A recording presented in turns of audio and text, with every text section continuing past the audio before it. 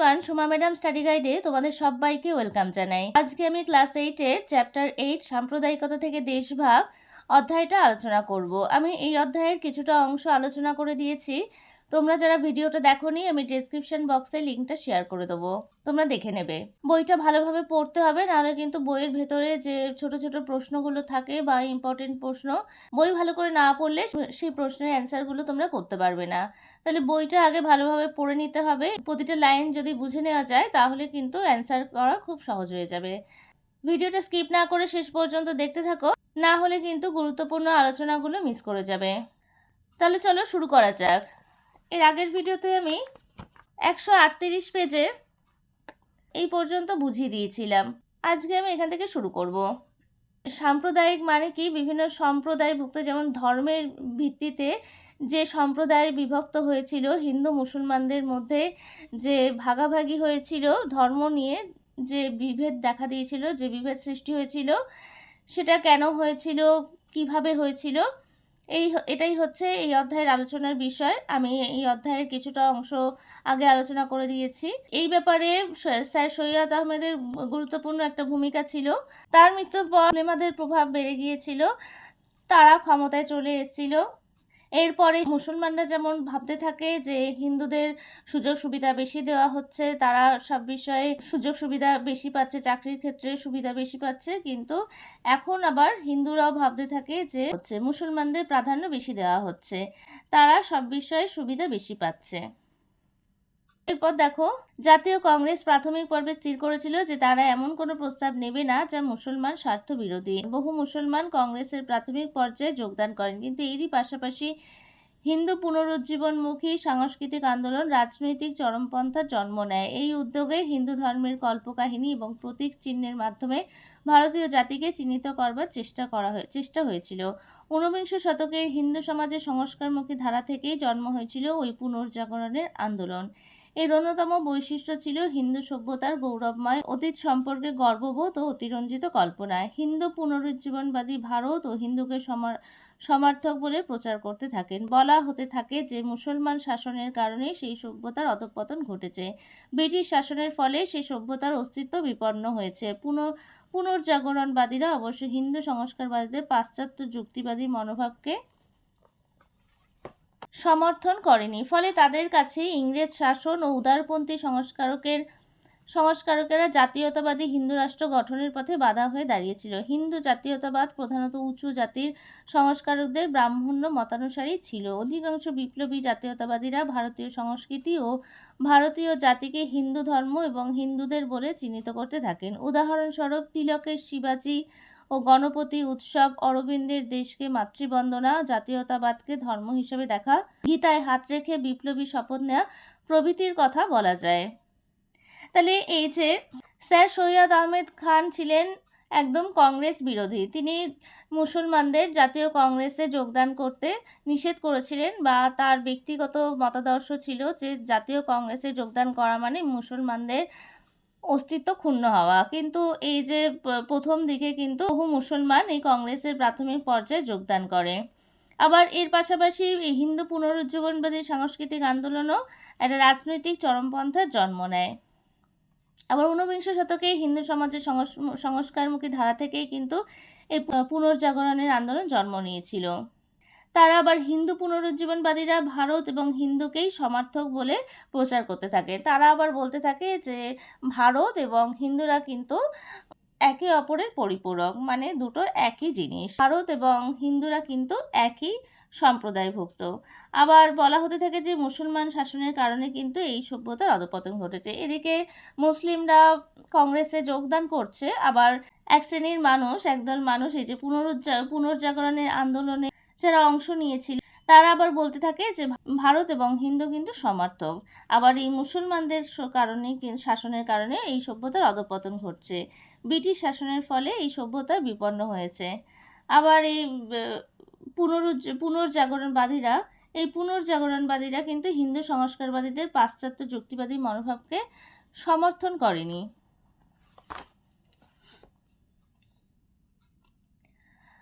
আর এই যে হিন্দু জাতীয়তাবাদ প্রধানত কিন্তু উঁচু জাতির সংস্কারকদের মানে উঁচু জাতির মানে ব্রাহ্মণ সম্প্রদায়ভুক্ত যারা তাদের সংস্কারের মতানুসারী ছিল। অধিকাংশ বিপ্লবী জাতীয়তাবাদী কিন্তু ভারতীয় সংস্কৃতি এবং ভারতীয় জাতিকে হিন্দু ধর্ম এবং হিন্দুদের বলে চিহ্নিত করতে থাকেন।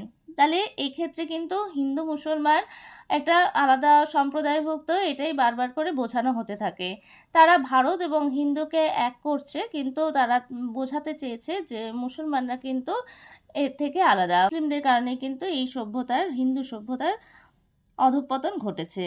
আবার অধিকাংশ জাতীয়তাবাদী ভারতীয়রা কিন্তু হিন্দু ধর্ম আর হিন্দুদেরকেই মানে প্রাধান্য দিয়েছে। যেমন হচ্ছে তিলকের শিবাজি, এনারা ছিলেন হিন্দু ধর্মাবলম্বী।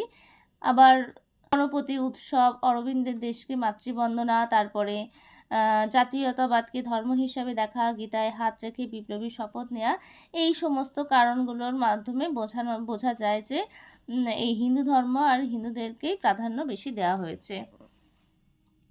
এসবের ফলে মুসলমান জনগোষ্ঠীর কাছে চরমপন্থী রাজনীতির আবেদন কমে এসেছিল। এর অর্থ এই নয় যে হিন্দু স্বাধীনতা সংগ্রামীরা সবাই সচেতনভাবে মুসলমানদের দূরে রাখতে চেয়েছিলেন, বরং অনেকেই দুটি সম্প্রদায়ের মিলনে দেশের অনগ্রসরতা দূর করা যাবে বলে ভাবতেন। অন্যদিকে শিক্ষিত মুসলমানদের একটি বড় অংশ জাতীয় আন্দোলনে হিন্দু ধর্মীয় ঝোঁকের ফলে আন্দোলন থেকে দূরে সরতে শুরু করেন। নিজেদের সম্প্রদায়গত অস্তিত্ব বজায় রাখতে গিয়ে ওই মুসলমানদের অনেকেই ক্রমে রক্ষণশীল রাজনীতির শিকার হয়ে পড়েন। তার ফলে উচ্চাকাঙ্ক্ষী রাজনৈতিক নেতৃত্ব ও উলেমার ঘনিষ্ঠ সহযোগিতায় মুসলমানদের নতুন সংগঠন তৈরি হয়। পাশাপাশি দ্বিজাতি তত্ত্বের ধারণা আরও জোরদার হতে থাকে। হিন্দু মুসলমানের পারস্পরিক বোঝাপড়া ও সহমর্মিতার বদলে বিরোধিতার ভিত্তি পাকাপোক্ত হতে থাকে। তাহলে এই সমস্ত কারণে বারবার বোঝানো হতে থাকে যে মুসলমানরা হিন্দুদের থেকে আলাদা। তখন মুসলমানদের কাছে চরমপন্থী রাজনীতির আবেদন কমতে থাকে। তাহলে এই যে চরমপন্থী রাজনীতির আবেদন কমে এসেছিল, এর অর্থ এই নয় যে হিন্দু স্বাধীনতা সংগ্রামীরা সবাই সচেতনভাবে মুসলমানদের দূরে রাখতে চেয়েছিলেন। অনেকেই দুটি সম্প্রদায়ের এই মিলনে দেশের অনগ্রসরতা দূর করা যাবে বলে মনে করেছিলেন। আবার শিক্ষিত মুসলমানদের একটি বড় অংশ জাতীয় আন্দোলনে হিন্দু ধর্মের আন্দোলন থেকে দূরে সরতে শুরু করে। আবার মুসলমানরা নিজেদের অস্তিত্ব বজায় রাখার জন্য বিভিন্ন উচ্চাকাঙ্ক্ষী রাজনৈতিক নেতৃত্ব আর উলেমার ঘনিষ্ঠ সহযোগিতায় মুসলমানরা নতুন করে সংগঠন তৈরি করে। ফলে হিন্দু মুসলমানদের এই যে পারস্পরিক বোঝাপড়া আর সহমর্মিতার যে একটা মেলবন্ধন তৈরি করা যাবে বলে ভাবা হয়েছিল, তার বদলে কিন্তু বিরোধিতার ভিত্তি পাকাপোক্ত হতে থাকে। এরপর দেখো সাম্প্রদায়িক বাটোয়ারার পথে। বিংশ শতকে তরুণ মুসলমান নেতৃত্ব আগাগোড়া ভারতীয় জাতীয়তাবাদী আন্দোলনের বিরোধিতা করেছিলেন তা কিন্তু নয়। তবে বিংশ শতকের গোড়ায় বেশ কিছু সমস্যা তাদের আন্দোলনের প্রকৃতিকে ভিন্ন পথে চালিত করে। প্রথম বিশ্বযুদ্ধে তুরস্ক ব্রিটেনের বিরুদ্ধে অস্ত্র ধারণ করে। ভারতীয় মুসলমানরা বিশ্বযুদ্ধে ব্রিটিশ সরকারকে সমর্থন জানালেও তুরস্কের বিষয়টি ঘিরে অস্বস্তিকর অবস্থা তৈরি হয়। তুরস্কের সুলতানকে খলিফা বা মুসলিম জগতের ধর্মগুরু মনে করা হতো। প্রথম বিশ্বযুদ্ধের শেষে তুরস্কের পরাজয়ের ফলে সুলতানের ক্ষমতা কমে যায়। তুর্কি অটোমান সাম্রাজ্যের অনেকটাই ব্রিটিশরা দখল করে। ওই ঘটনায় ভারতীয় মুসলমানরা ভীষণভাবে অসন্তুষ্ট হন। তারা ব্রিটিশ নীতির তীব্র বিরোধিতা করেন। মুসলমানদের পবিত্র স্থানগুলি খলিফাকে ফেরত দেওয়ার দাবি জানানো হয়। সেই দাবি ক্রমশ ভারতের ব্রিটিশ বিরোধী আন্দোলনের রূপ নেয়। বিংশ শতকে তরুণ মুসলমান নেতৃত্ব ভারতীয় জাতীয়তাবাদী আন্দোলনের বিরোধিতা করেছিলেন তাই নয়, তবে এই বিংশ শতকের গোড়ার দিকে কিন্তু কিছু সমস্যা হয়েছিল এবং যা এই আন্দোলনকে ভিন্ন পথে পরিচালিত করেছিল। আবার প্রথম বিশ্বযুদ্ধে তুরস্ক ব্রিটেনের বিরুদ্ধে অস্ত্র ধারণ করে এবং প্রথম বিশ্বযুদ্ধের শেষে তুরস্কের পরাজয় হয়। এর ফলে কি হয়, সুলতানের ক্ষমতা কমে যায়। আবার তুর্কি অটোমান সাম্রাজ্যের অনেকটাই ব্রিটিশরা দখল করে নেয়। এই ঘটনার ফলে মুসলমানরা প্রচণ্ডভাবে অসন্তুষ্ট হয় এবং তারা এই ব্রিটিশ নীতির বিরোধিতা করেন। তখন মুসলমানদের পবিত্র স্থানগুলি খলিফাকে ফেরত দেওয়ার দাবি জানান এবং সেই দাবি ধীরে ধীরে ভারতের ব্রিটিশ বিরোধী একটা আন্দোলনের রূপ নেয়। 1918 খ্রিস্টাব্দের ডিসেম্বরে মুসলিম লীগ ও কংগ্রেসের নেতারা দিল্লিতে এক বৈঠকে মিলিত হন। খলিফা সংক্রান্ত মুসলিম লীগের দাবিকে জোরদার করার ডাক দেওয়া হয়। ইতোমধ্যে গান্ধীজি কংগ্রেসের এবং মোহাম্মদ আলী জিন্নাহ ওয়াহাজিব হাসান প্রমুখেরা লীগের নেতৃত্বে আসেন। হিন্দু মুসলমান ঐক্যে বিশ্বাসী গান্ধী মুসলিম নেতাদের সঙ্গে সুসম্পর্ক গড়ে তোলেন। 1919 খ্রিস্টাব্দ থেকে গান্ধী খিলাফত আন্দোলনের সমর্থনে সোচ্চার হয়ে ওঠেন। ওই বছরই মন্টেগু চেমসফোর্ড সংস্কার বিধিতে হিন্দু ও মুসলমানদের সমানুপাতিক প্রতিনিধিত্বের বিষয়টিকে অগ্রাহ্য করলে সাংবিধানিক রাজনীতিতে নেতাদের বিশ্বাস টলে যায়। ফলে বিভিন্ন মুসলিম সংগঠন তুরস্কের পরাজয়, ইসলাম বিপন্ন এই আওয়াজ তুলে গণসমর্থন তৈরি করার চেষ্টা করে। এই সব ঘটনার ফলে মুসলিম লীগের নেতৃত্বে পরিবর্তন ঘটে। নরমপন্থীদের তুলনায় উলেমা ও তাদের প্রভাবাধীন আলী ভ্রাতৃদ্বয়ের উত্থান ঘটে। গান্ধী ও মুসলমান জনগোষ্ঠীর মধ্যে কংগ্রেসের ভিত্তি প্রসারিত করার জন্য খিলাফত সমস্যাকে অহিংস অসহযোগ আন্দোলনের অন্যতম দাবিরূপে অন্তর্ভুক্ত করে নেন। 1920 খ্রিস্টাব্দে কেন্দ্রীয় খিলাফত কমিটি গান্ধীর প্রস্তাবকে সমর্থন করে। গান্ধী ও খিলাফতিরা একযোগে ব্রিটিশ সরকারের বিরুদ্ধে অসহযোগিতার কর্মসূচি প্রচার করতে থাকেন। তাহলে ভারতে এই যে ক্রমশ ব্রিটিশ বিরোধী আন্দোলন বেড়ে যায়, তাদের দাবি ক্রমশ বাড়তে থাকে, তখন 1918 খ্রিস্টাব্দের ডিসেম্বরে মুসলিম লীগ আর কংগ্রেসের নেতারা দিল্লিতে এক বৈঠকে মিলিত হয়, একটা বৈঠক করে। সেই সময় গান্ধীজি কংগ্রেসের এবং মোহাম্মদ আলী জিন্নাহ, ওয়াহাজিব হাসান প্রমুখেরা এই লীগের নেতৃত্বে আসেন। তখন এই গান্ধীজি মুসলিম নেতাদের সঙ্গে একটা সুসম্পর্ক গড়ে তোলার চেষ্টা করে। আবার 1919 খ্রিস্টাব্দ থেকে গান্ধীজি খিলাফত আন্দোলনের সমর্থনে সোচ্চার হয়ে ওঠেন। কিন্তু ওই বছরই মন্টেগু চেমসফোর্ড সংস্কার বিধিতে হিন্দু মুসলমানদের সমানুপাতিক প্রতিনিধিত্বের বিষয়টিকে অগ্রাহ্য করা হয়। এই বিরোধিতা করে গণসমর্থন তৈরি করার চেষ্টা করে। এই সব ঘটনার জন্য মুসলিম লীগের নেতৃত্বের পরিবর্তন ঘটে। আবার গান্ধী মুসলমান জনগোষ্ঠীর মধ্যে কংগ্রেসের ভিত্তি প্রসারিত করার জন্য খিলাফত সমস্যাকে অহিংস অসহযোগ আন্দোলনের অন্যতম দাবি রূপে অন্তর্ভুক্ত করে নেন। তাহলে এরপর থেকে 1920 খ্রিস্টাব্দের পর থেকে গান্ধীজি এবং খিলাফতিরা একযোগে ব্রিটিশ সরকারের বিরুদ্ধে অসহযোগিতার কর্মসূচি প্রচার করতে থাকেন। অসহযোগিতার কর্মসূচি প্রচার করতে থাকেন। কিন্তু 1922 খ্রিস্টাব্দে অসহযোগ আন্দোলন তুলে নেওয়া হয়। পাশাপাশি খিলাফত আন্দোলনও স্থিমিত হয়ে পড়ে। খিলাফতি নেতারা গান্ধীর অহিংসা নীতিকে ততটা গ্রহণ করেননি, বরং গান্ধীর সর্বজন গ্রাহ্যতাকে ব্যবহার করে জনগণের কাছে পৌঁছতে চেষ্টা করেছিলেন খিলাফতিরা। উলেমার উপস্থিতি ও ধর্মীয় প্রতীকের ব্যবহার ইসলামীয় আন্দোলনে ধর্মীয় ভাবাবেগ জাগিয়ে তোলে। ফলে খিলাফত আন্দোলনে হিংসার ঘটনা ঘটতে থাকে। 1922-23 খ্রিস্টাব্দে কয়েক জায়গায় দাঙ্গা ও হিন্দু মুসলিম ঐক্যের মধ্যে ভাঙন ঘটায়। 1924 খ্রিস্টাব্দে তুরস্কের খলিফা পদের অবসান ঘটে। তার ফলে খিলাফত আন্দোলন গতি হারিয়ে ফেলে। কিন্তু যে ধর্মীয় ভাবাবেগ সৃষ্টি হয়েছিল তা পরবর্তীকালে মুসলিম লীগের কর্মসূচিতে ছাপ ফেলেছিল। পাশাপাশি সমানভাবে বাড়তে থাকে উগ্র হিন্দু পুনরুজ্জীবনবাদী আন্দোলন। এই সময় হিন্দু মহাসভার মতো উগ্র হিন্দু জাতীয়তাবাদী সংগঠনগুলি শক্তি বাড়াতে থাকে। কংগ্রেসের সঙ্গে এই সংগঠনগুলির ঘনিষ্ঠ সম্পর্ক তৈরি হয়। মদন মোহন মালব্য প্রমুখ নেতারা গোঁড়া হিন্দুবাদী কার্যকলাপ কংগ্রেসের প্রাধান্য লাভ করায় মুসলমান সম্প্রদায় ক্রমশ কংগ্রেস থেকে আরও দূরে সরতে থাকে। অন্যদিকে মুসলমানদের মধ্যে মোহাম্মদ আলীর মতো সাম্প্রদায়িক ঐক্যের সমর্থক নেতারাও কোণঠাসা হয়ে পড়ে। তাহলে 1920 খ্রিস্টাব্দের পর থেকে গান্ধী এবং খিলাফতরা যে অসহযোগিতার কর্মসূচি প্রচার করতে থাকে, 1922 খ্রিস্টাব্দে কিন্তু এই অসহযোগ আন্দোলন তুলে নেওয়া হয়। আবার এর পাশাপাশি খিলাফত আন্দোলনও স্থিমিত হয়ে পড়তে থাকে এবং গান্ধীর এই অহিংসা নীতিকে এই খিলাফতি নেতারা কিন্তু ততটা গ্রাহ্য করেনি বা ততটা গ্রহণযোগ্য মনে করেনি। এর ফলে গান্ধীর সর্বজন গ্রাহ্যতাকে ব্যবহার করে তারা জনগণের কাছে পৌঁছাতে চেষ্টা করেছিল।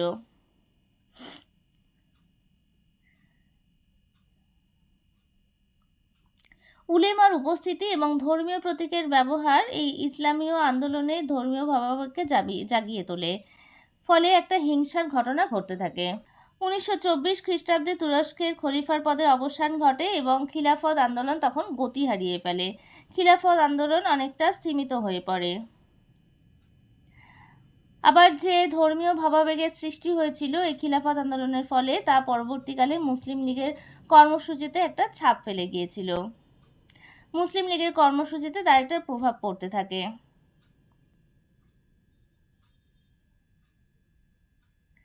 এই সময় থেকে হিন্দু মহাসভার মতো উগ্র হিন্দু জাতীয়তাবাদী সংগঠনগুলির শক্তিও বাড়তে থাকে।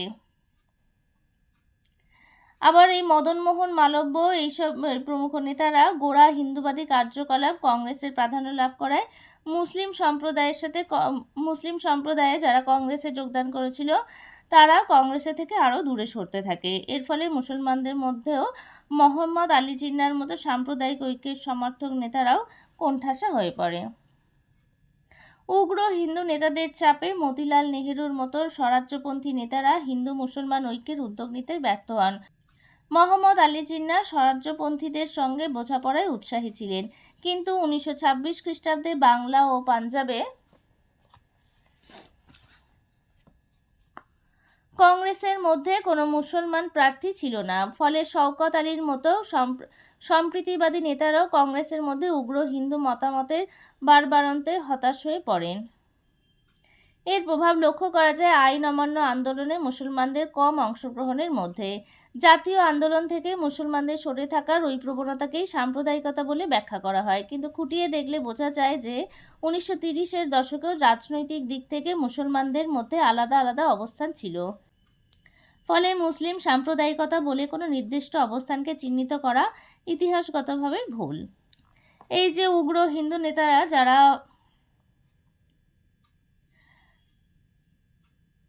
হিন্দু পুনরুজ্জীবনবাদী আন্দোলনটাকে বৃদ্ধি করতে থাকে, তাদের চাপে কিন্তু মতিলাল নেহেরুর মতো এই স্বরাজ্যপন্থী নেতারা এই হিন্দু মুসলমান ঐক্যের যে উদ্যোগ নিয়েছিলেন, তো এই উদ্যোগে তিনি ব্যর্থ হন। 1926 খ্রিস্টাব্দে বাংলা এবং পাঞ্জাবে কংগ্রেসের মধ্যে কোনো মুসলমান প্রার্থী কিন্তু ছিল না। ফলে এই উগ্র হিন্দু মতামতের বাড়বাড়ন্তে এই শওকত আলীর মতো সম্প্রীতিবাদ নেতারাও হতাশ হয়ে পড়েন। এর ফলে আইন অমান্য আন্দোলনে কিন্তু মুসলমানদের অংশগ্রহণ কম লক্ষ্য করা যায়।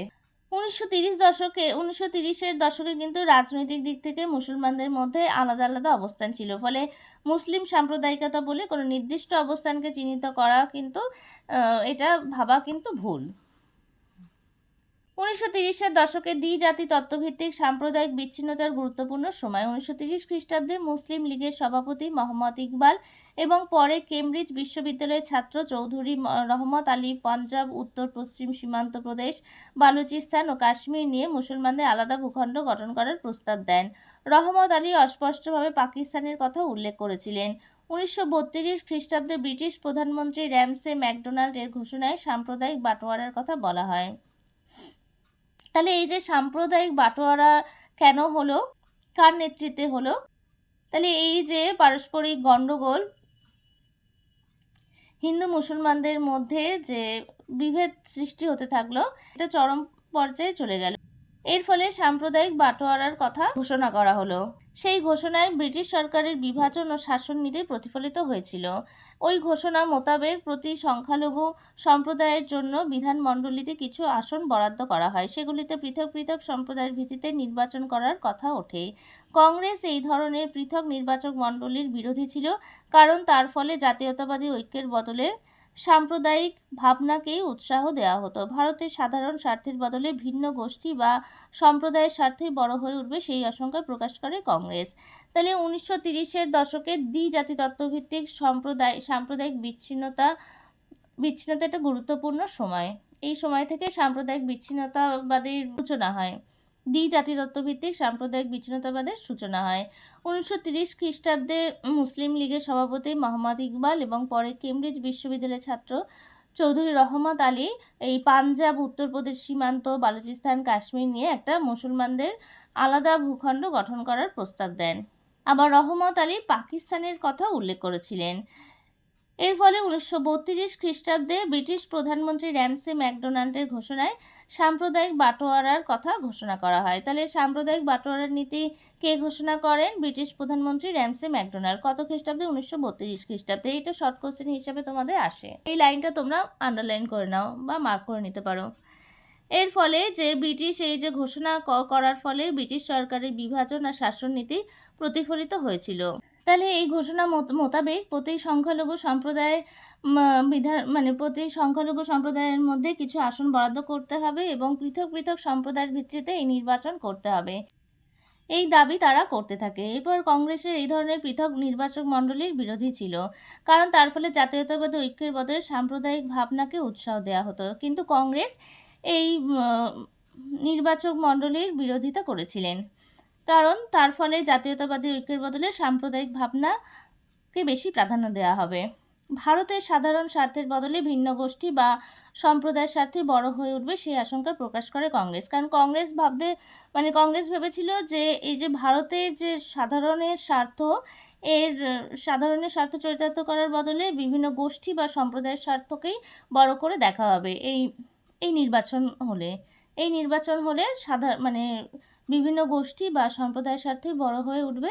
কংগ্রেস এই আশঙ্কা প্রকাশ করেছিল। তাহলে আজকে আমি এই পর্যন্ত আলোচনা করে দিলাম। এর পরের ভিডিওতে আমি বাকি অংশটা আলোচনা করে দেব এবং সঙ্গে কিছু অনুশীলনের প্রশ্ন উত্তরগুলোও আমি তোমাদেরকে বলে দেব। ভিডিওটা কেমন লাগলো আমাকে কমেন্টস করে জানাবে, আর ভিডিওটা ভালো লাগলে একটা লাইক করে দেবে, আর একই ক্লাসের বন্ধুদের সাথে ভিডিওটা বেশি করে শেয়ার করে নেবে। আর আমার চ্যানেলে এখনও যারা নতুন, চ্যানেলটা সাবস্ক্রাইব করনি তারা চ্যানেলটিকে সাবস্ক্রাইব করে নেবে, আর পাশে থাকা বেল আইকনটা অবশ্যই প্রেস করে নেবে, যাতে আমি চ্যানেলে নতুন ভিডিও আপলোড করার সাথে সাথে নোটিফিকেশন সবার আগে তোমাদের কাছে পৌঁছে যায়। আজকে আমি এখানে শেষ করছি, পরে দেখা হবে নতুন আরও একটা ভিডিওতে।